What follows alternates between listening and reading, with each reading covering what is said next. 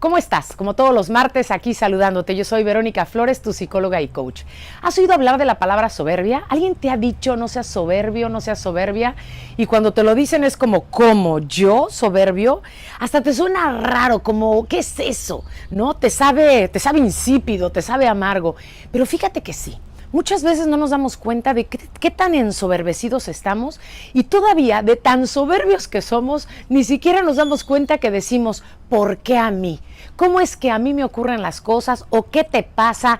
¿Por qué me dijiste esto? ¿Por qué dijiste el otro? Y nos damos nosotros la facultad y el poder de decirle a alguien, no te hablo, o no te quiero, o no estoy dispuesto a perdonarte, o no quiero platicar contigo, es hasta que yo lo quiera o hasta que se me pase el enojo.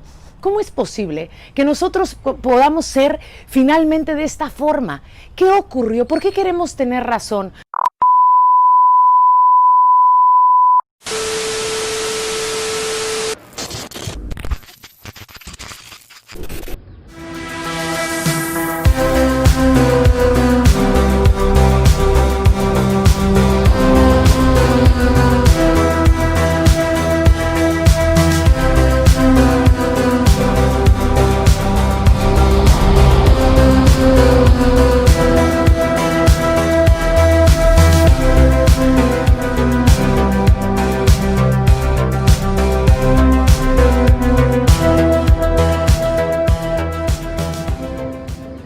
Hola amigos de Sin Filtros, ¿cómo estamos?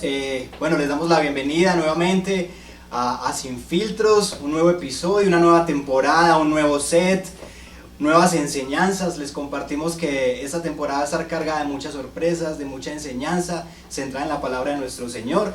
Esta serie se va a tratar acerca de sermones expositivos de libros cortos de la Biblia, y esta serie se va a llamar Episodios de la Gran Historia. Así que los invitamos para que estemos conectados siempre, cada viernes 7 de la noche, aquí en YouTube, para que compartamos todos, nos edifiquemos juntos y bueno, crezcamos todos para la gloria de nuestro Señor. ¿Qué tal si te dispones ahí donde estás y oramos a nuestro Señor por este tiempo? Entonces, Padre, te damos gracias por este tiempo que nos permites compartir, Señor. Nos presentamos delante de ti esta noche, Padre, y te pedimos que seas tú guiando nuestros corazones, que seas tú orientándonos, Señor, a la luz de tu palabra, edificando nuestras vidas, Señor, para que cada día más podamos glorificarte a ti, para que tengamos vidas, Señor, que te honren a ti, Señor, para que podamos despojarnos de las cosas de nuestra propia humanidad, Señor, que nos apartan. Padre, este tiempo lo entregamos en tus manos y te pedimos que tu Santo Espíritu sea guiándonos. Señor, te damos la gloria por siempre. En el nombre de Cristo Jesús. Amén.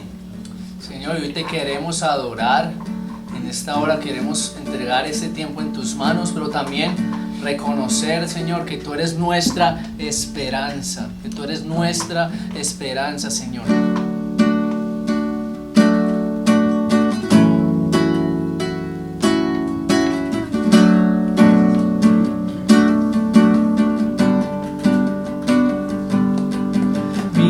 Esperanza está en Jesús, solo en su sangre y rectitud, solo en su nombre mi confianza yo pondré. Al no poder su rostro ver, descansaré en su gracia fiel, y en la tormenta mi ancla firme está en él. En Cristo, la roca fuerte, firme, estaré de pie. Todo lo demás arena es. En Cristo, la roca fuerte, firme, estaré de pie. Todo lo demás arena es.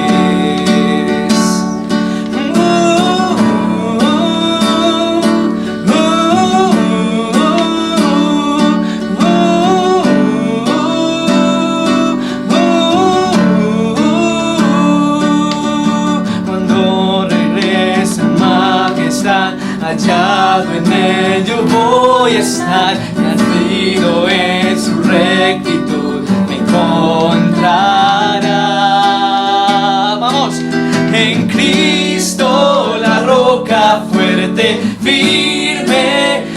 estaré de pie, todo lo demás arena es.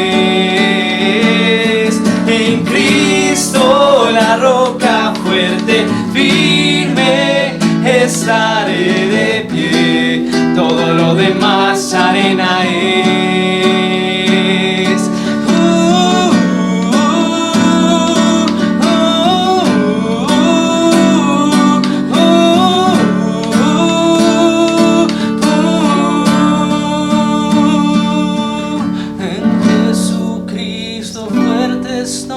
La roca de mi salvación, la roca de mi salvación. En Jesucristo fuerte estoy, la roca de mi salvación, la roca de mi salvación. Jesucristo, en Jesucristo fuerte estoy, la roca de mi salvación, la roca de mi salvación. Jesucristo, en Jesucristo fuerte estoy, la roca de mi salvación, la roca de mi salvación. En Cristo la roca fuerte, firme, estaré de pie, todo lo demás arena es. En Cristo la roca fuerte, firme, estaré de pie, todo lo demás arena es. En Cristo la roca fuerte, firme, estaré de pie, todo lo demás arena es. Oh, sí, Señor, y todo lo demás arena es. Jesús, todo lo demás arena es. Gracias, Señor, que reconocemos que tú eres nuestra esperanza, que tú eres nuestro Señor, que tú eres nuestra roca y nuestra fortaleza, nuestro pronto auxilio en las tribulaciones, Señor. Por eso creemos en tú eres nuestro Señor, nuestro Redentor y nuestras rocas. Sí, Señor. Amén.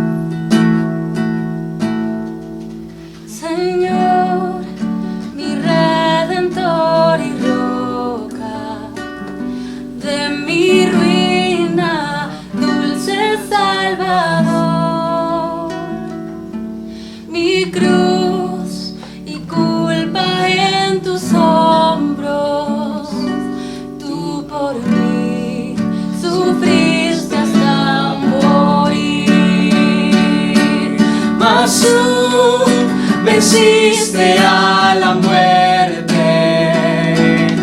En ti encuentro libertad. Mas tú venciste a la muerte. En ti encuentro libertad, Señor, mi redentor y roca. Quiero vivir mis días para ti. Quiero vivir mis días para ti. Quiero vivir mis días para ti. Sí, Señor. Padre, te damos gracias por este tiempo, Señor. Te entregamos este tiempo en tus manos, Padre. Que toda la adoración, toda la gloria, toda la honra sea para ti, Señor. En el nombre de Cristo Jesús. Amén. Bueno, vamos avanzando. Les compartí ahorita al principio que estamos en una nueva temporada, centrados en los libros cortos de la Biblia. Y bueno, esta serie, les recuerdo, se llama Episodios de la Gran Historia. Y este episodio número 1 se titula Cuando la soberbia se disfrazó de justicia. Y es un sermón expositivo basado en el libro de Abdías, ¿sí? Entonces, para este sermón expositivo nos va a acompañar un gran amigo que nos va a compartir su enseñanza. Y bueno, aquí los dejo con nuestro amigo Jesús.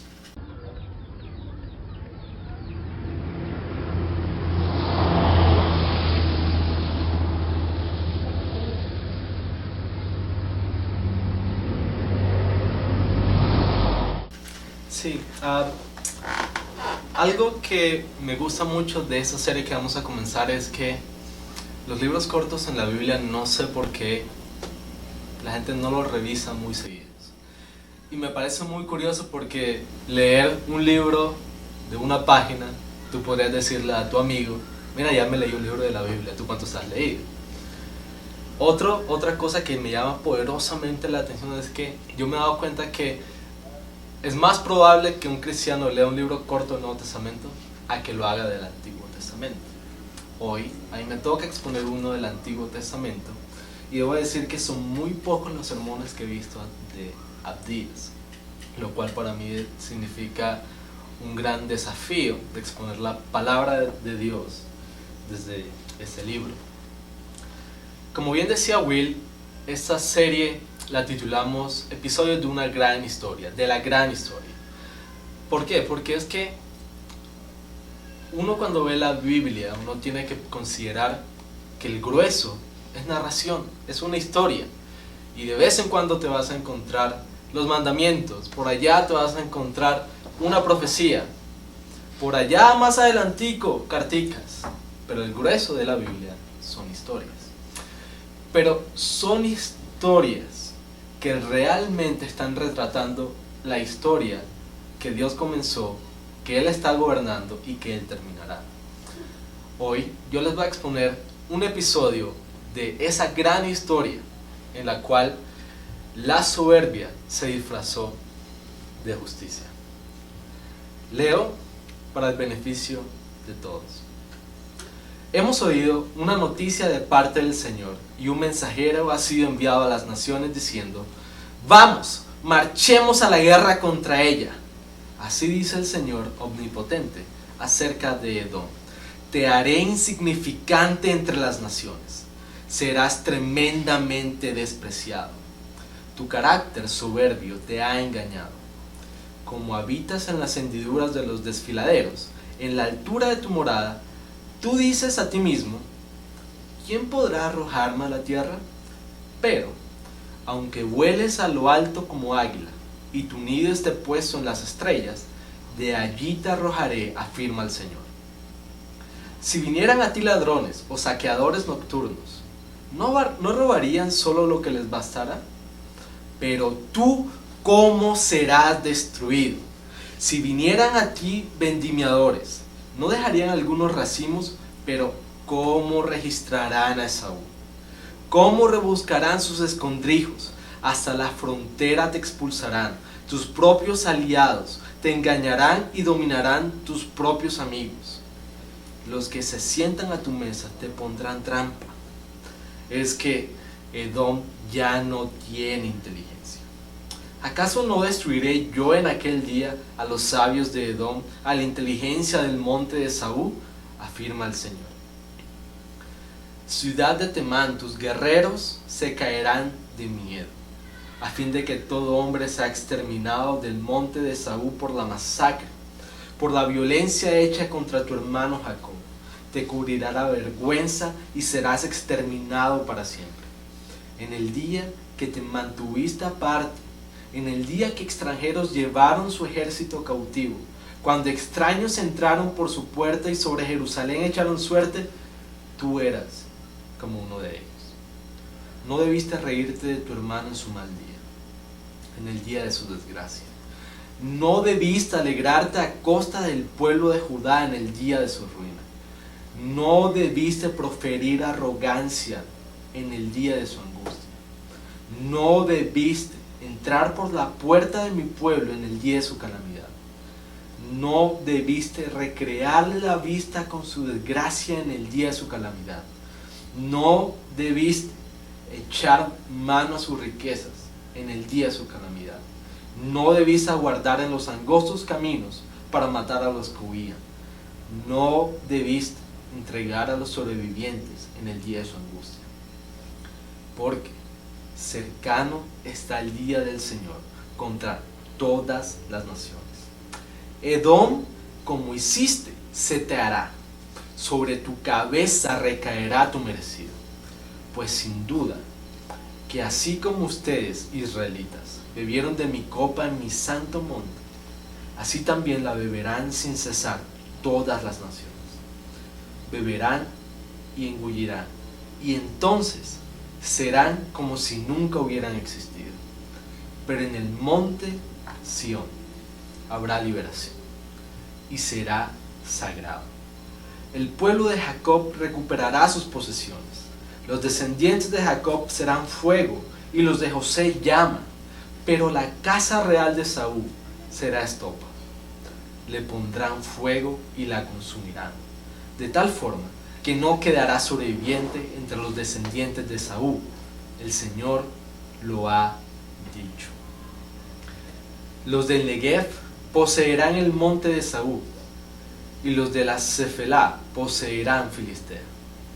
Los israelitas poseerán los campos de Efraín y de Samaria, y los de Benjamín poseerán Galaad.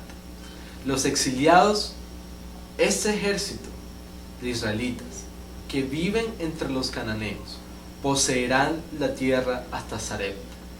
Los desterrados de Jerusalén, que viven en Sefarad, poseerán las ciudades del Negev. Y los libertadores subirán al monte Sión para gobernar la región montañosa de Saúl, y el reino será del Señor. Eso dice la palabra de Dios. Como les decía al principio, en ese episodio la soberbia se quiso, o más bien se disfrazó de justicia. Cuando eso sucedió, ocurrieron tres cosas. El Señor habló, tomó un caso ejemplarizante para todas las naciones, a través del cual Él mostraría cuál era la verdadera justicia. Y estos son los tres puntos de ese sermón. Dios habló, un caso ejemplarizante y la verdadera justicia. Cuando vemos el primer versículo, y bueno, vemos que luego la frase se repite después, es: vino una noticia del Señor, vino palabra del Señor, afirmó el Señor, afirma el Señor, así ha dicho el Señor. Miren, por el contenido del libro nosotros sabemos a qué se va a dirigir el Señor. Se va a dirigir en contra de naciones soberbias. Y mira, eso está comunicándonos del Señor, que Dios nunca, en ningún momento ha dejado ni permitirá que la soberbia y la injusticia queden impunes. Él será siempre el primero que se levantará con voz poderosa y que actuará para acabar toda injusticia y cualquier intento del hombre de profanar su gloria. Ahora, nosotros debemos considerar que si bien es cierto que luego, en la siguiente sección, vamos a ver un mensaje que está dirigido a Esaú, ya desde el principio él está diciendo, ese es un mensaje que va a todas las naciones y se concentra en Edom. Y eso nos lleva al segundo punto, un caso ejemplarizante. Porque Dios no solamente habló, sino que actuó.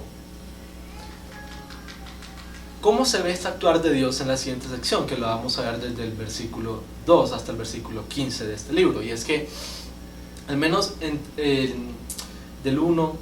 del segundo versículo hasta el 9, vamos a ver el juicio de Edom. Pero ¿quién era Edom? Edom era una nación que estaba conformada por los descendientes de Esaú, quien, claro, cuando leemos Génesis sabemos que era el hermano de Jacob, quien era el antepasado del pueblo de Israel. También cuando leemos Génesis vemos que hubo un pleito familiar a causa de la astucia muy poco piadosa de Jacob, y pues uno pensaría que la cosa quedó solamente en una discusión, un intento de perseguir a Jacob por un guiso y la primogenitura. Pero cuando nosotros vemos el testimonio bíblico, y bueno, algunas fuentes extrabíblicas en las cuales uno puede explorar un poco más acerca de Esaú y su relación de Edom y su relación con Israel, vemos que realmente ellos sí tenían contactos frecuentes, aunque no siempre eran amistosos.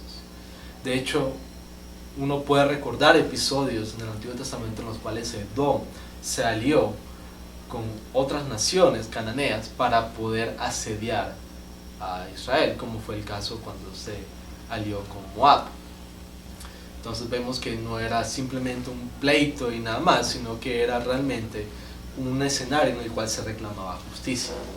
Ahora, vale la pena mirar el juicio que se está haciendo en contra de Edom, porque es un juicio en el cual lo primero que se le está diciendo es: por tu soberbia, te creías indestructible, ahora yo te voy a humillar. Miren, ese patrón de cómo el soberbio o cómo la soberbia debe ser humillada después, y lo es por el Señor, es un patrón recurrente a lo largo de toda la historia bíblica. Entonces no es un tema extraño, no es un tema ajeno. ¿Cómo se ve esa humillación de Edom? Bueno, se ve en que esta fortaleza inexpugnable, que no podría ser destruida ni derribada por nadie, ni siquiera por el mismo Dios, según lo que ellos pensaban, iba a ser saqueada. Iban a perder todo su poder militar, no iba a haber sabiduría para gobernar, toda su estructura social iba a caer para finalmente aniquilar a toda su población y que no quedara ni un solo sobreviviente. Un juicio bastante alarmante. Ahora, uno tiene que mirar que si uno pasa a los siguientes 5 versículos, uno se va a dar cuenta de que es que Dios le está dando razón de su juicio. Y la razón, yo sé que de primeras uno a lo que se va a sentir tentado es pensar, eso fue por lo que ellos hicieron contra Israel. Y bueno, el texto nos dice, ¿cierto?, que ellos primero se mantuvieron completamente pasivos, no levantaron su voz, no extendieron su mano para ayudar a Israel en el peor de sus días, cuando estaba yéndose al exilio, cuando toda su nación estaba siendo aniquilada. Y miren, eso es delicado porque Dios les está diciendo que eso, el simplemente haber visto, el no haber levantado la voz para nada, eso fue suficiente para que Edom se hiciera como uno de ellos, como una de esas naciones que estaban atacando a Israel. Luego vemos que a Edom no le bastó eso nada más, sino que se gozó, se deleitó en ver el sufrimiento de su nación hermana. Miren, uno se puede llegar a imaginar cosas que ellos debieron haber pensado cuando vieron a Israel completamente destruido. Pudieron haber pensado cosas como, y yo sé que ustedes nunca han pensado eso en contra de nadie cuando la están pasando mal. Eso era lo que se merecía. Ellos pensaban que con su Diosito nunca les ocurriría nada malo, ahora que sufran. ¿Y sabes qué? Nosotros vamos a ayudarlos para que sufran un poquito más, porque eso creo que no es suficiente. Y mira, se creían muy fuertes para venir a pelear contra nosotros. Nosotros estamos intactos. Y mira, no queda nada de ellos. Y bueno, no quedaron solamente con el gozo de ver al otro sufriendo, sino que se involucraron. Pero se involucraron para aumentar el sufrimiento de Israel. Ahora, ¿por qué les decía que uno se va a sentir tentado a pensar de que fue principalmente lo que hicieron y lo que no hicieron por Israel lo que provocó este juicio? Y realmente uno debe mirar entre líneas, porque su problema no fue haber subestimado a Israel ni haber maltratado a Israel, sino haber subestimado al Dios de Israel.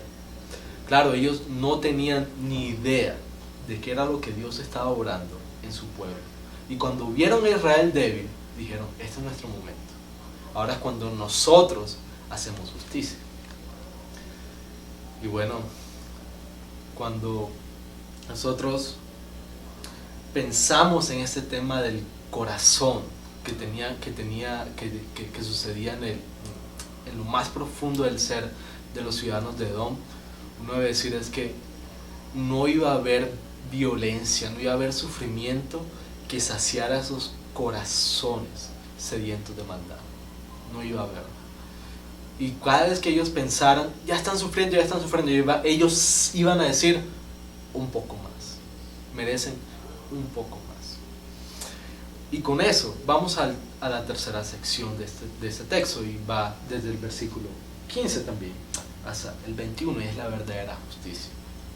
Mire, lo que primero contrasta entre la verdadera justicia y la soberbia disfrazada de justicia es que Dios les dice, se les hará como ustedes hicieron, recibirán lo que merecen. Es decir, su castigo nunca excederá el crimen que cometieron.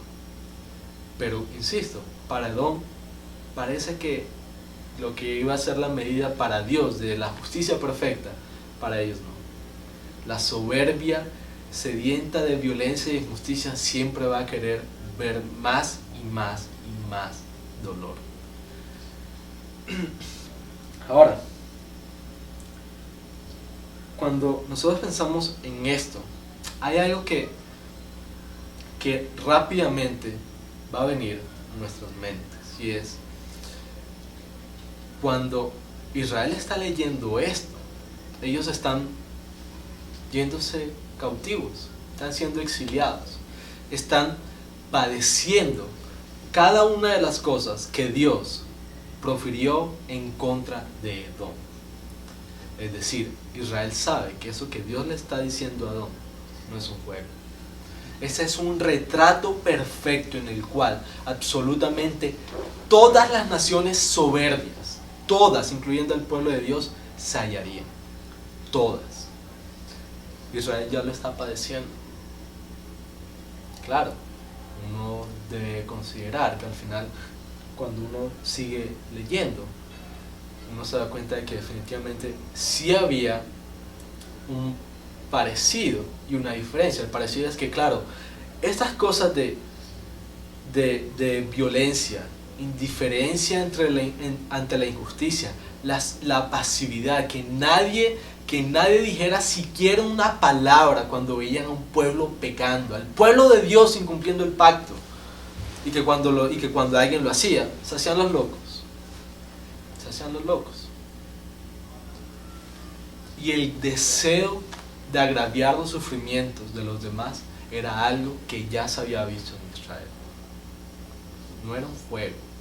Y miren, detrás de todo eso estaba exactamente el mismo pecado que Edom: subestimar a Dios, subestimar su justicia, subestimar su santidad, pensando que ellos mismos podían decir que era justo y que no, que era vivir la justicia y que no. Y bueno, el mismo texto nos dice, así te engaña la soberbia. Y se engañaron los israelitas, se engañó Edom y se engañan todas las naciones, que es lo que nos dice este texto. Pero hay una diferencia, y es que a Israel se le promete algo que no se le promete a Edom como caso ejemplarizante, y tampoco Edom gozaría de algo que Israel sí. ¿Qué fue lo que se le prometió a Israel en ese texto? Un remanente. Miren, si se fijan cuidadosamente en el juicio pronunciado a Edom y a todas las naciones soberbias, ¿cuál era el fin? La aniquilación total. Ni uno solo quedaría de pie. A Israel se le prometió un remanente. Un remanente que no solamente recordaría esperanza, sino también su ignominia, su culpa, su responsabilidad, su pecado contra el Señor. El haber sido una nación grande y ahora encontrarse reducido a unos cuantos. Pero había otra cosa de la cual gozaría Israel, que las otras naciones no, y es restauración y reposesión de la tierra. Mientras que el resto desaparecerían por completo, como si nunca hubieran existido, el pueblo de Dios sería restaurado. El reino sería devuelto y volverían a tomar posesión de la tierra que se les había quitado. Esto era justicia verdadera.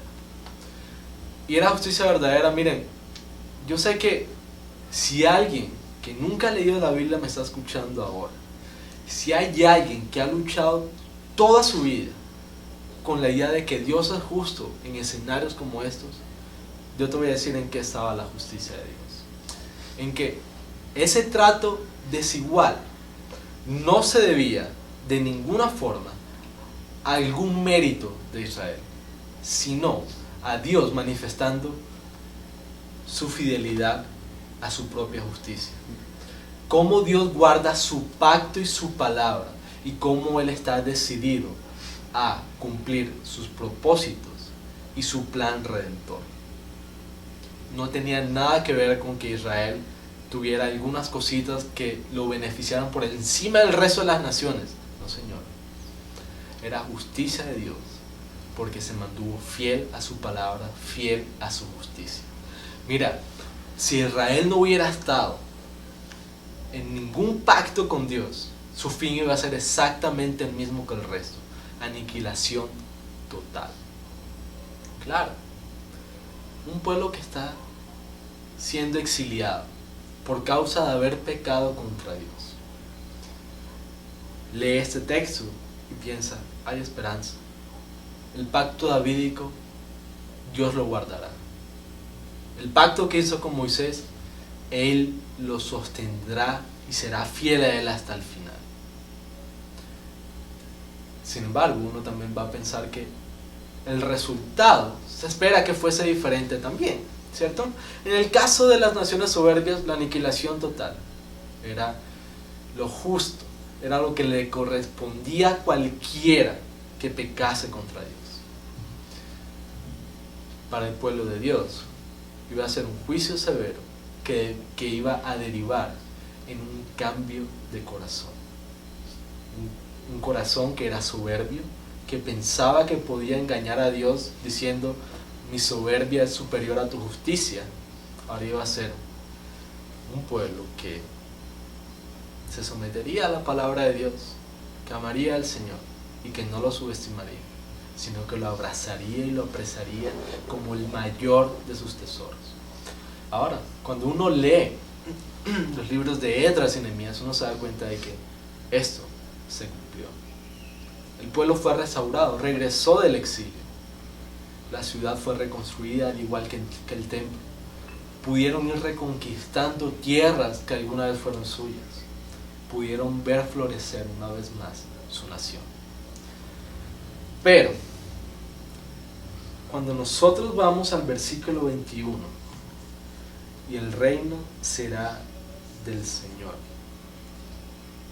está comunicando una esperanza que, cuando vemos el texto bíblico, es una esperanza que ellos experimentaron finalmente, pero también está comunicando una esperanza escatológica, una esperanza que va más allá, una esperanza que nosotros aún seguimos esperando.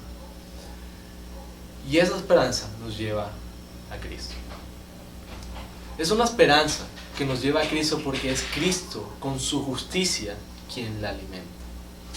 Ahora, permíteme mostrar con breves palabras la justicia del Evangelio y cómo se debería ver en nuestras vidas.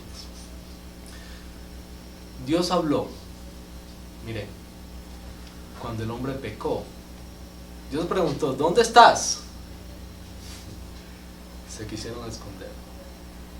¿Qué pasó? Dios habló y profirió juicio contra el hombre, contra la tierra, pero también pronunció esperanza de un plan redentor.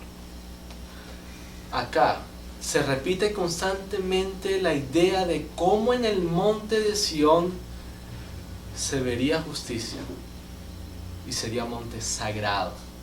Y miren, fue en un monte en donde un inocente recibió sobre él lo que correspondía para pagar el crimen de haber pecado contra Dios. Mientras que ese inocente tomaba la copa de la ira de Dios y la justicia recaía sobre él, se hacía justicia para que los que hayan sido escondidos por fe en él pudieran beber la copa de la gloriosa riqueza de Dios. Pero mira, eso no es un discurso religioso más, porque el Evangelio no solamente se anuncia con palabras, sino que se vive. Una de las cosas que son razón para condenar a Edom fue haberse hecho los de la vista gorda, haberse hecho los locos, pensar eso no tiene nada que ver conmigo. Y no es así, no es así. El Evangelio se anuncia y se vive para la gloria de Dios. Mira, quiero ser muy directo con esto. Yo sé que tú has visto injusticia. Yo sé que tú pudiste haber sido agente en medio de la injusticia. Y aquí quiero dividir un poco esa aplicación.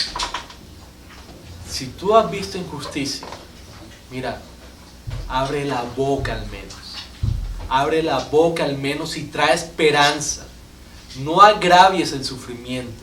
Por el contrario, diles, el sufrimiento no será para siempre, pero el sufrimiento será seguro en la eternidad. Si no fuera por Cristo, al menos abre la boca y di eso.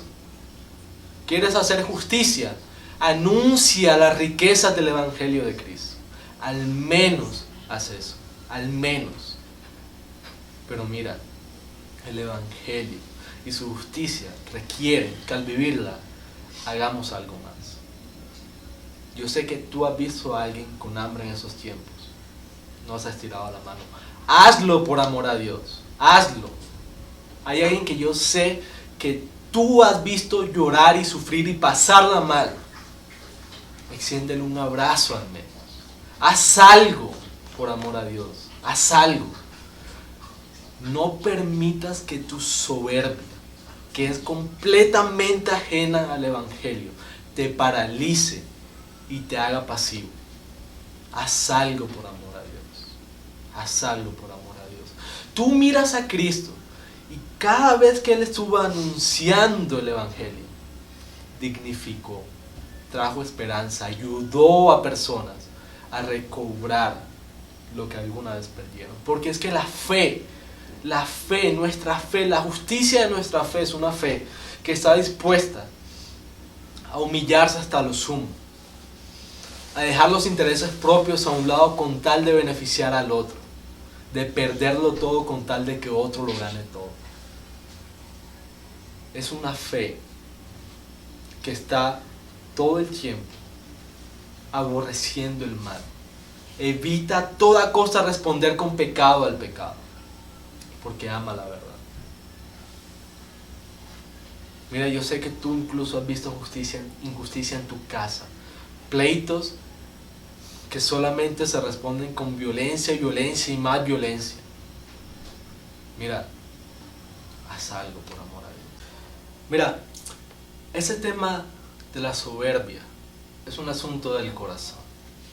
Es un pecado que tú vas a hallar oculto, entrelazado, entremezclado con muchos otros pecados. Y Dios habló contra eso. Actuó, actúa y actuará. Y mira, si estás en Cristo, no te preocupes, porque van a venir situaciones y personas que Dios va a enviar exclusivamente para asesinar ese pecado, para aniquilar ese ídolo. Y te digo desde ya, no te aferres a ese muerto, suéltalo y corre conforme a la vida que Dios te dio hacia Él. Es posible que ya hayas estado en una situación como esa. Y mira, eso es lo que nos va a tocar hasta que Cristo venga, con esa esperanza de la que hablaba al final. Que Cristo venga a reinar por siempre y quite toda corrupción. Hasta ese día nos tocará sufrir. Y te digo que no te preocupes, porque al final cada sufrimiento en las manos de Dios producirá en nosotros fruto. Sé que va a ser doloroso, fue doloroso y será doloroso, pero tranquilo. Dios seguirá orando a tu favor. Por otra parte, si no estás en Cristo, preocúpate.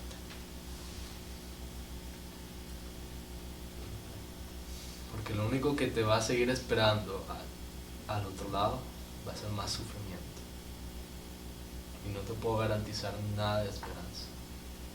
La única esperanza que te puedo ofrecer es que estás escuchando este mensaje hoy. Y como dice Hebreos, mientras sea hoy, hay tiempo para arrepentirse. La esperanza que yo te ofrezco es la esperanza de Cristo. Que corras hoy en arrepentimiento y fe a Él. Porque mientras para los que están en Cristo esos sufrimientos e injusticias producirán frutos, en el que no está solamente va a producir más pecado en él. La respuesta al dolor va a ser más pecado, y no contra otras personas, contra Dios. ¿Qué les parece si oramos para que el Señor nos ayude a vivir su justicia perfecta y verdadera, la justicia de su evangelio? Señor,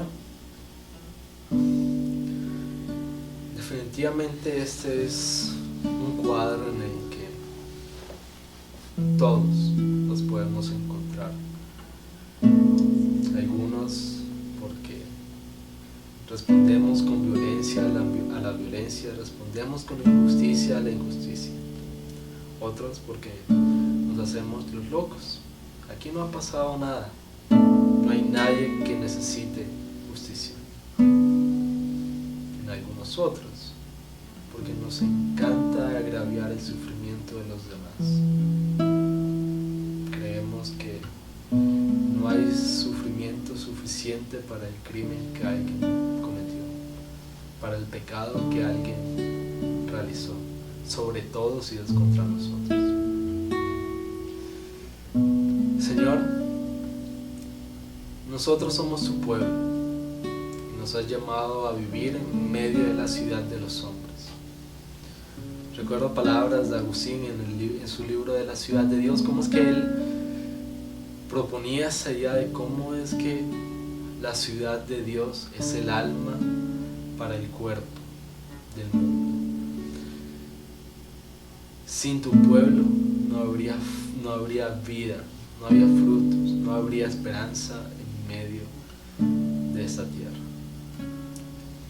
Por eso, Señor, te rogamos que primero expongas esa soberbia que ha querido disfrazarse de justicia, como lo hacían los fariseos, lo cual Jesús condenó una y otra vez. Antes, ayúdanos a imitar a nuestro Cristo, a ese que murió en la cruz para ofrecernos su salvación, para guardar nuestras vidas en Él y vivir conforme a esta justicia que hemos recibido por gracia. Ayúdanos, Señor, y fortalécenos, porque esa es una justicia que demanda ser humildes, estar dispuestos a darlo todo por el otro, a no creerse superiores a nadie, sino más bien esperar ser los más pequeños. Esta es una justicia, Señor, en la cual nosotros procuramos restaurar y no destruir. Esta es una justicia que ama tu verdad. Ayúdanos a vivirla cada uno de los días de nuestra vida, Señor. Te oramos en el nombre de Jesús. Amén. En Jesucristo firme estoy, la roca de mi salvación, la roca de mi salvación. En Jesucristo firme estoy, la roca de mi salvación, la roca de mi salvación. En Jesucristo firme estoy, la roca de mi salvación, la roca de mi salvación. En Cristo, la roca fuerte, firme, estaré de pie, todo lo demás arena es. En Cristo, la roca fuerte, firme, estaré de pie, todo lo demás arena es. En Cristo, la roca fuerte, firme, estaré de pie, todo lo demás arena es. Todo lo demás arena es, todo lo demás arena es.